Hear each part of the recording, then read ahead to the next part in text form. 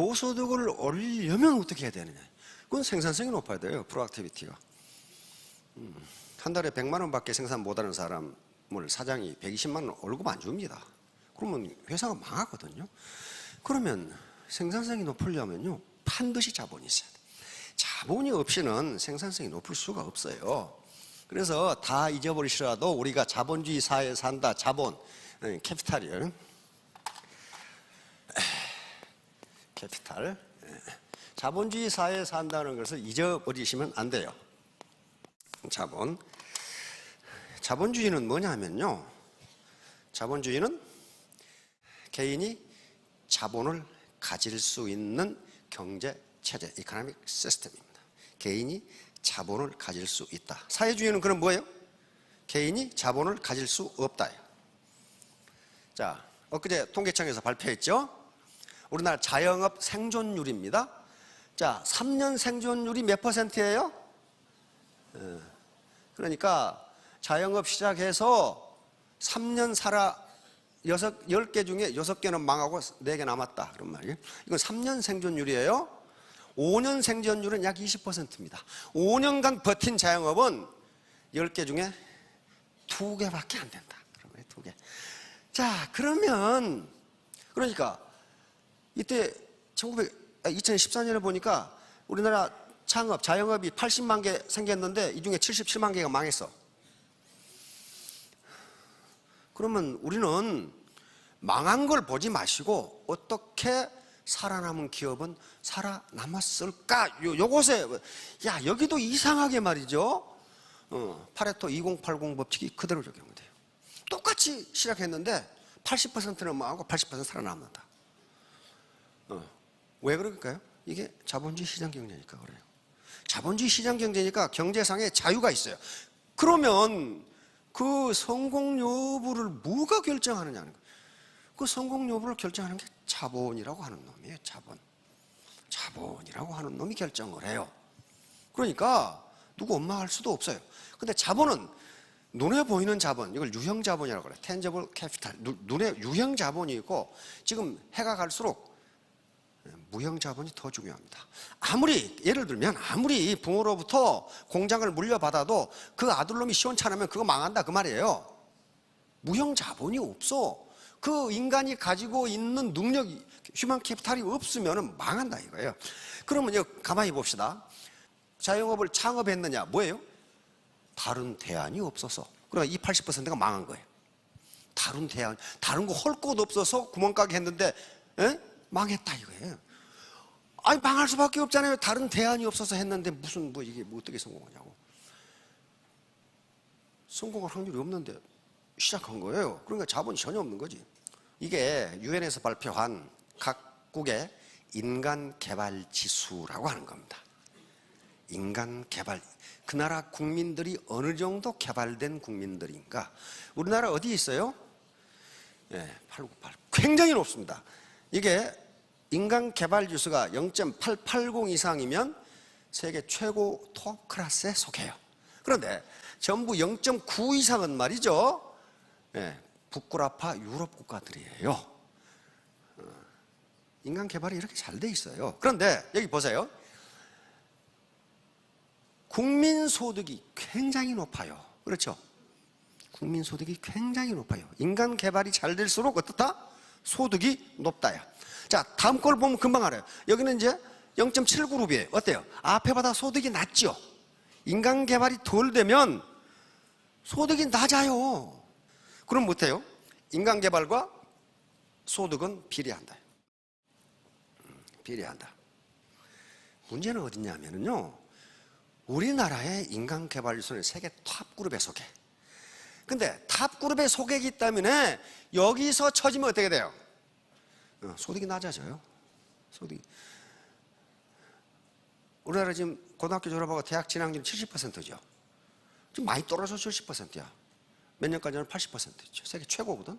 그런데 현재 노동시장에서 필요한 대졸자는 30%밖에 안 돼요. 나머지 40%는 갈 데가 없어. 그러니까 우리나라 같이 평균 국민의 인간개발수가 굉장히 높은 나라에서는 어지간히 해가지고는 상위로 못 들어간다 그런 말이에요. 평균이 높으니까. 그래서 이제 내 인간 개발을 한다는 게 내 자본을 늘리는 거라고요. 자본을 늘리는 거라고. 여러분, 파트너가 매너가 있는 게 좋겠어요? 없는 게 좋겠어요? 있는 게 좋아요. 그렇다면 매너는 자본이에요. 그 인간 개발이에요. 휴먼 캐피탈이에요. 인간 자본이에요. 인간 자본. 인적 자본이라고 그런다. 휴먼 캐피탈. 이걸 개발하지 않으면 그 어떤 경우에도 돈을 벌 수 없어요. 일본 사람이 쓴 책이 베스트셀러가 된 적이 있어요. 신뢰받는 남자, 신뢰받지 못하는 남자. 그게 있어. 그 사람은 국제비서예요. 국제비서 자격은요, 아무나 따는 게 아닙니다. 엄청나게 어려워요. 국제비서 자격은. 왜냐하면 일본의 외국 기업에, 유럽이나 미국 기업에 거의 대부분 동양지사가 도쿄에 있어요. 그러겠죠? 도쿄 아니면 홍콩에 있다고요. 그러니까 거기에서는 동양 여러 가지 비즈니스 미팅이 많아요. 그러니까 비서하려면 어떻게 돼야 돼요? 그 회의록의 어젠다를 작성할 수 있어야 되고, 그것도 전부 영어로 작성해야 되고, 그걸 지사장에게 영어로 보고해야 되고, 회의 결과를 영어로 요약해가지고 다시 보고하고 본사에 보고, 이 역할을 해야 되니까 국제 비서 자격은 굉장히 어렵습니다. 뭐 커피나 타다 주면 되는 게 아니에요, 그게. 그 사람이 쓴 게 있어요.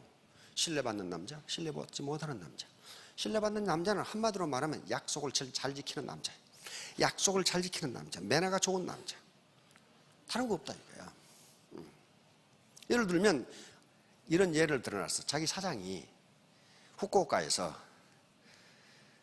다른 회사 사장과 미팅을 하게 돼 있어. 회의를 하게 돼 있어. 이 사람은 도쿄에 있는데, 후쿠오카에서. 그런데 태풍이 불어가지고 비행기가 안 뜨는 바람에 못 갔어. 후쿠오카를 못 갔어. 그럼 어때요? 그래서 그 이튿날 갔는데 사장이 엄청난 사과를 하는 거예요. 왜냐하면 태풍이 불어서 못 간 것은 내 사정이고, 나를 기다리느라고 이 사람은 24시간 소비를 했다 이거예요. 그렇다면 내가 이유를 댈 필요 없이 내가 잘못한 거야. 태풍이고 뭐 천재지변이고 간에. 그러면서 그 비서가 그렇게 써놨어요. 그 뒤는 항상 우리 사장은 미팅이 있으면 전날 가서 기다렸다 이렇게 돼 있어요. 그러니 우리 사장이 한 약속은 누구나 믿었다. 신뢰받는 남자가 됐죠. 그걸 신뢰 자본이라고 그럽니다. 신뢰받는 사람한테 물건 사겠어요? 믿을 수 없는 놈한테 사겠어요? 꼭 놈만은 아닙니다. 여기서 막 하는 건. 그래서 신뢰를 자본이라 그래요. 자본이라 그래요. 캐피탈이라고. 그런 것들이 자본이라는 게. 그러니까 그 자본을 부모로부터 물려받을 수 있느냐 하는 거예요. 없잖아요. 내가 근면하고 신뢰받을 수 있고 도덕적 행동을 하고 매너 있는 행동을 하고 베풀고 하는 것은 부모가 그렇게 하지 말라는 부모가 한 사람도 없어. 그렇게 하라고 누가 그랬어요? 국민학교 도덕 선생님이 그렇게 얘기했어. 그러니까 우리나라에서 초등학교 도덕만 잘 가르치면 된다고 그러더라고. 거기 다 있는데 안 해. 안 하니까 신뢰가 떨어지는 거죠. 그래서 바로 우리나라 평균 인간개발 지수는 굉장히 세계 최고로 높습니다. 최고 그룹에 속해.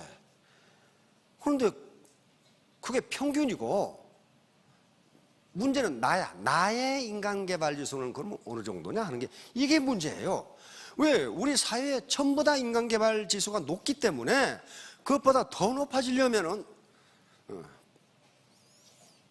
자기가 노력을 해야 되는데, 그 노력은 무슨 노력이냐? 가장 중요한 게 겸손이라고 하는 겁니다. 겸손,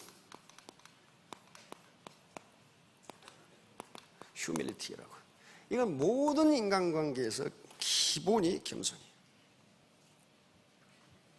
겸손은 무슨 말,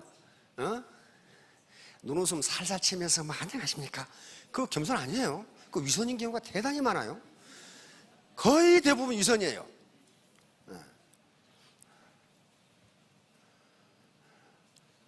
그게 겸손이 아니고, 남의 말을 들어주는 걸 겸손이라고 합니다. 경청. 경청이에요. 경청. 이것은 경청이 겸손, 리스닝.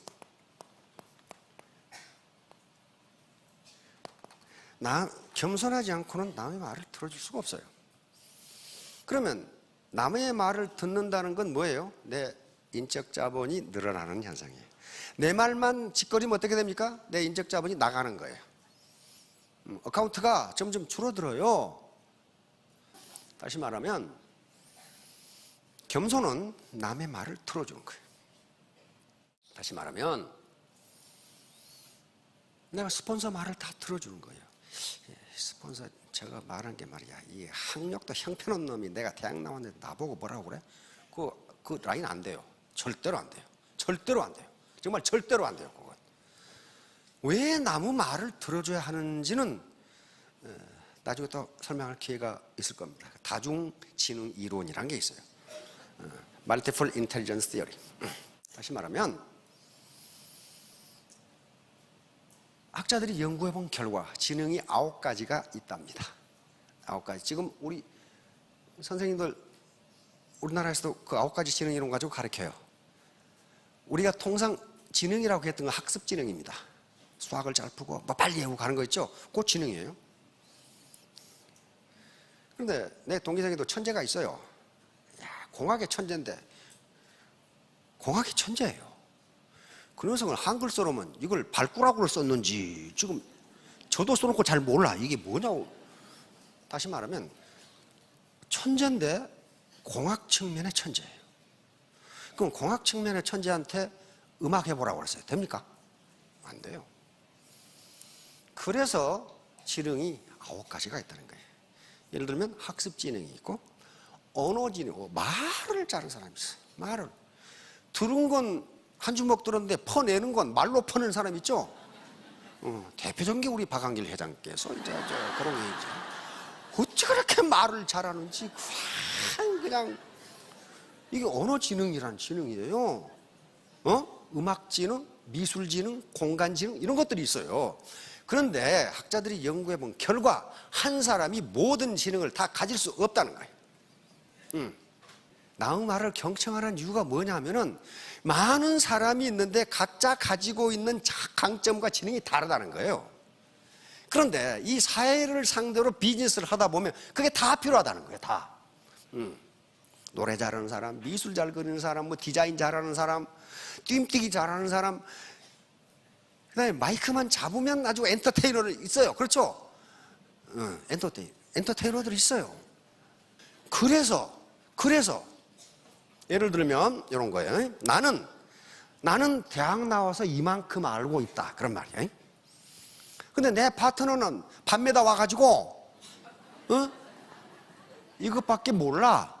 그런데 요 부분은 이 사람이 모른다 이거예요. 모른다 이거예요. 몰라요. 그래서 절대량은 많지만은 모르는 게 있다 이게. 모르는 게. 그걸 들어주라는 거예요. 그러면 전체가 다 잘 된다는 거예요. 이게 다중지능 이론이라고. 아마 선생님들 그거 가르쳤을 거예요. 물어봤어요. 뭐라 했더니 지금 그렇게 가르친대. 다중지능. 각 아동마다 가지고 있는 지능이 다 다르다는 거예요. 옛날에는 학습 지능만 가지고 IQ가 높다 낮다 그랬거든요. 그게 아니라는 거예요. 그게 아니라는 거예요. 저도 중학교 때 그걸 경험했어요. 중학교 때 완전히 뗄나무꾼이 하나 있었어. 이 녀석은 학교 안 나오는 날이 나오는 날보다 많아. 그래 사고뭉치야. 아주 사고뭉치. 영어, 수학 아주 꼴찌에서 왔다 갔다 안 나오니까. 그런데 우리 중학교 때는 그게 있어요. 주판 있죠? 지금은 뭐 컴퓨터, 주판이 있었어요. 주판을 배우는데 선생님이 깜짝 놀래. 이 자식 꼴찌하는 놈인데 주판을 선생보다 더 잘라. 이게 있는 거야 이게. 그러니까 이 녀석은 뭐예요? 다른 건 아무 재미가 없어. 그러니까 안 나오는 거예요. 주판은 이게 천재야 이게 놓는데 이게 뭐야? 사람마다 요놈은 주판이야 머릿속에 들어있어. 그렇게 잘해. 다르죠. 또 사관학교에 갔더니 유도 선수야. 유도 덩치가 이만한 놈이단 말이야. 응? 암산 5단이라나? 그래서 저 새끼가 무슨 암산을 해? 그랬거든? 그러니까 이제 성도가 이 무인 판매소라는 게 사관학교 무인 판매소가 있어요. 거기에 얼마가 매출됐는지, 뭐가 얼마나 매출됐는지 싹 부르는데 얼마야? 그러냐? 얼마입니다. 딱 말하는 거야. 정확하게 맞아버려. 그리고 깜짝 놀래가지고 너는 유도하고 그건 언제 했냐? 그러면 그냥 알았대. 그냥 알았대. 그게 지능이에요. 그러니까 유도 선수가 암산을 그렇게 잘하리라고 모르는 거예요. 그게 뭐예요? 지능이 9개가 있다는 게 맞잖아요. 9개가 있는 거예요. 그래서 봐도 학력이 낮건 그 사람이 밤매다 왔건 고기 잡다 왔건 당신이 모르는 게 있다 이 말이야. 모르는 게. 그걸 배우면 어떻게 돼요? 자기 휴먼 캐피탈도 점점 늘어나지요. 그래서 겸손하지 않고는 절대로 성공할 수 없다. 왜? 이 인간 사회가 보통 복잡한 게 아니거든. 그래서 요거 이제 요 무슨 아까 자본주의 설명하면서 요거예요. 자본주의의 모든 문제는 누가 해야 돼? 내가 해야 돼. 내가. 우리 헌법에 정해놨잖아요. 경제상의 자유를 보장한다고 그랬어요. 그러니까 내가 뭘 하건 내가 해야 돼. 내가 해야 돼요. 예를 들면 내가 밭이 1000평이 있다. 여기에 고구마 심을 건지 마늘 심을 건지 무 심을 건지 그럼 사과나무 심을 건지 누가 결정해? 이장이 결정합니까? 그건 내가 결정하는 거예요. 그러면 거기에서 나오는 결과도 누가 책임져야 돼? 내가 책임져야 돼. 이게 의사결정이라고 하는 거예요. 의사결정. decision making이라고. 그래서 자본주의 세계에서 이윤 또는 돈벌이를 뭐라고 규정하느냐 하면은 불확실한 미래에 대하여 올바른 의사결정을 한 대가, 그렇게 결정. 그것이 이윤이야. 내일 무슨 일이 일어날지 어떻게 알아요? 지금 내가 고구마를 심는데 이 고구마를 수확해가지고 팔 때 고구마 가격이 어떻게 될지는 누가 아냐고. 불확실한 거예요. 불확실. 콩을 심고 뭐든 그래요. 그런데 어떻게 결정합니까? 그때 어떻게 될 것이다. 경제 흐름을 보고 시장의 흐름을 보고 결정하는 거예요. 그래서 딱 들어맞으면 소득이 높고 내가 채소를 심었더니 다 심어가지고 망했다. 그럼 어떻게 돼요? 의사결정 잘못한 거죠. 거기에 대한 책임도 누가 져요? 내가 져야 돼. 내가 의사결정을 잘해서 많은 돈을 벌었으면 돈 벌어가지고 이장한테 갑니까? 이장님 고맙습니다. 그런 사람 한 사람도 없어. 그런데 고추 파동이 나서 고추 가격이 떨어지면 리아카에 고추 싣고 동산으로 찾아가. 이 정부에서 안 사냐고. 그걸 정부가 그걸 누구 언제 심으라고 그랬어? 다시 말하면 자본주의 교육이 안 돼 있으니까 그래요. 자본주의는 내가 결정하고 그 결과에 대해서도 자기가 책임을 지는 거예요. 아무도 책임 안 져요. 그렇게 하라고 헌법에 규정해 놨단 말이에요. 그러나 자본이, 짝시 말하는 생산수단이 내 거 아닌 사회주의 체제에서는요, 자기 책임 없어. 왜? 시키는 대로 했거든. 그렇죠? 시키는 대로 했거든. 자본이 내 게 아니니까. 너 어디 가서 근무해? 너 공장 뭐 만들어? 너 공장 뭐 만들어? 그렇게 해서 했으니까. 그래서 결국은 모든 책임은 나에게 있다. Everything is up to me야. up to you가 아니거든. 네 잘못 때문에 그런 게 아니고 Everything is up to me. 모든 것은 내 잘못이야. 나에게 달려있다. Everything. 모든 것이. 그러니까 이거 부모 탓해도 안 돼. 우리 부모가 분당에 상가 하나만 물려줬으면 분당 가봐요. 그냥 상가 하나가 어떻습니까? 그냥 간판이 그냥 수십 개가 붙어 있어. 그렇죠? 저도 가끔 지나가면서 그래. 아이고, 우리 아버지가 저 하나만 줬으면 나도. 근데 못 받은 건 어떡하냐 말이야. 못 받은 건 어떡하겠어. 그런데 그걸 물려받아도 그걸 컨트롤할 수 있는 휴먼 캐피탈이 없으면 망해먹어요. 망해먹는다고. 이게 지금 다 똑같은 강의를 듣고 네트워크 사업을 하는데 성공의 요체는 아무도 원망할 수 없어요. 나에게 달렸어요. Everything is up to me. 모든 건 내 책임이야. 제일 스폰서 천연 때문에 말이야. 지원도 안 해주고. 지원해주면 좋죠. 해주면 좋아요. 지원해주는 게 나쁘다는 게 아닙니다. 해주면 좋아요. 그러나 세상에 당연한 건 없습니다. 당연히 되는 건 없어요. 안 하면 그만이에요. 여러분 당연히 여기까지 오신 것 같죠? 그런데 오다가 다리가 끊어져 버렸어. 그럼 어떻게 해? 그놈의 다리가 그냥 있어주는 게 얼마나 고맙냐고. 당연히 그게 붙어 있는 게 아니에요. 있는 게 아니라고. 그러니까 여기까지 오신 것만 해도 참 운이 엄청 좋으신 거죠. 운이 엄청 오다가 타이어가 빵꾸 나가지고 못 올 수도 있고, 또 어떤 사람은 오다가 미션이 내려앉아가지고 못 왔더라고. 또 오다가 그러면 자동차가 미션이 내려앉은 거 어떻게 알았냐고, 그걸. 그런 거예요. 그러니까 모든 건 나에게 있는데 요 휴먼 캐피탈을 늘려야 됩니다. 자, 이제 이렇게 있죠. 저 영감탱이가 드디어 동그라미를 그리기 시작했다. 이렇게 있단 말이에요. 이게 누구냐면 나예요. 나. 야, 내 위에도 많이 있는데 거기 있어도 소용없어요. 그냥 나부터 시작하는 거예요.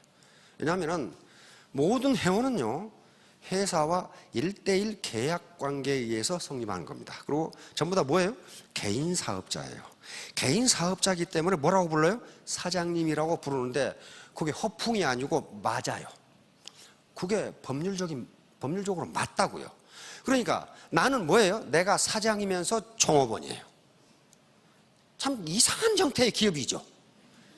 그러니까 새로 온 사람도 등록을 시작해서 사업을 시작했다면 사장님이라고 호칭을 하는 게 맞다고요. 그게 과장도 아니고, 근데 그놈의 사장이 돈을 버는 사장인지 쓰기만 하는 사장이든 I don't know, nobody knows, 자기만 알아. 그게. 그런데 나부터 시작하는데, 이렇게 내 밑에 주렁주렁 여기에 파트너가 늘어날 것이냐 안 늘어날 것이냐는 뭐하고 관계되냐 말이에요. 나의 휴먼 캐피탈하고 관계돼요. 내가 욕심만 부리고 게으르고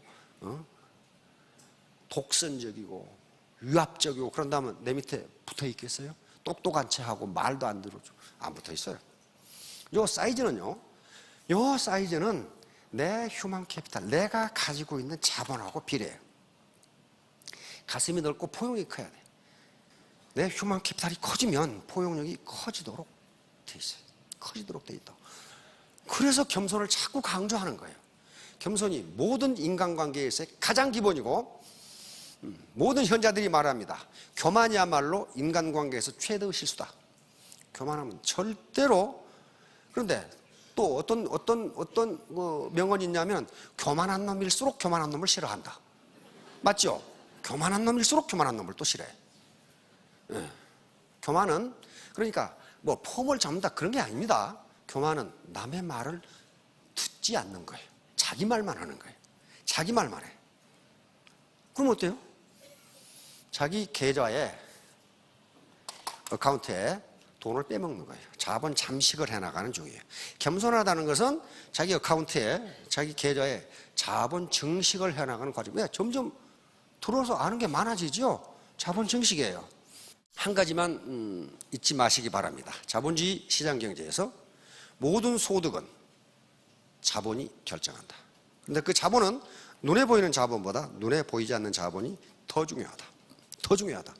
그것이 내 소득을 결정하고 내 애터미의 직급을 결정한다. 이것만 잊지 마시기 바랍니다. 모두 3년 후, 5년 후에 스타마스터, 로얄마스터가 되시기 바랍니다. 감사합니다.